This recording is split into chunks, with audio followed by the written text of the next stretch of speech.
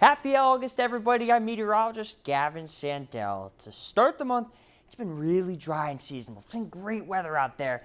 And anyone keeping tabs on the weather knows that this is a stark contrast to the weather in July. Well, as it turns out, last month checked in well above average for both temperature and moisture, while precipitation had kind of slacked below average. So without further ado, let's get into Weather 101's monthly deep dive for the weather for July.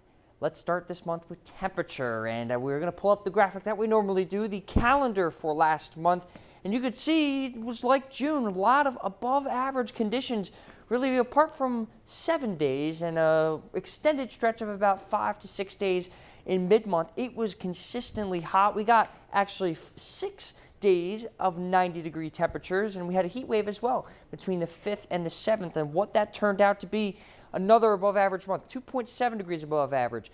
Historically speaking, not that significant, just the 18th warmest of all time, but it is the warmest July in 5 years. When you combine this with June and talking about statistics for the beginning of summer, this summer has been very, very warm because we had a temperature of about 3 degrees above average for June. So this is the warmest summer currently, well, as of July 31st, since 1949. That's over 75 years, owing to a 3.2 degree temperature departure for the start of the season. And this is the 8th warmest summer of all time. Now let's talk about precipitation for July. And at the airport, we were below average. We didn't really have that many days of consistently heavy precipitation unless the 7th, the 26th, and the 31st come to your mind. But the month was marred by a lot of popcorn, bubble up precipitation.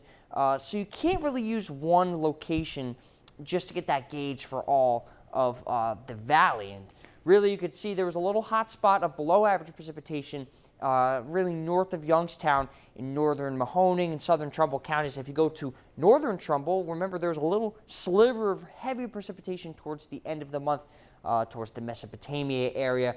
And really, you could tell a lot of popcorn precipitation owing to a lot of popcorn precipitation departures. So in our area, there were a lot of really, in the downtown Youngstown area, we were below, but apart from that, it was mainly above average. But I also want to talk about something that's so important for summer, dew point.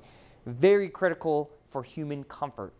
Last month's average dew point, 65.4 degrees. That's averaging very humid conditions. This puts it second all-time for the month of July, just below 1987's mark. But remember, from June, we had the highest average dew point. So we are far and away right now the most humid, moist summer in Youngstown's recorded history. Very, very interesting stuff. So now let's talk about how this plays out for the year itself. Remember, we started the winter very, very cold. When we went to January, we were very cold. We were very dry as well. This is monthly precipitation, and to start the year, it was very dry. But from spring, we got very wet. In June, we saw our biggest precipitation total of the entire year. We kind of cut that in July. We're still above average. We still have a surplus, 2.4 inches, and that's about the equivalent of maybe half to 3/4 of a month worth of precipitation in surplus. So now looking at temperature, this is what I was talking about earlier, where we were very cold to start the year, but we have gotten much warmer.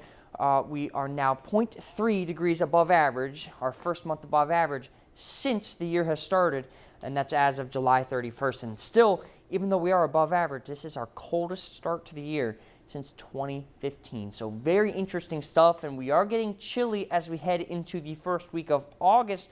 Our forecast there is going to be seasonable temperatures, very dry conditions as well, not great for rain lovers. But what will come after that, we'll have to wait and see. I'm meteorologist Gavin Sandell.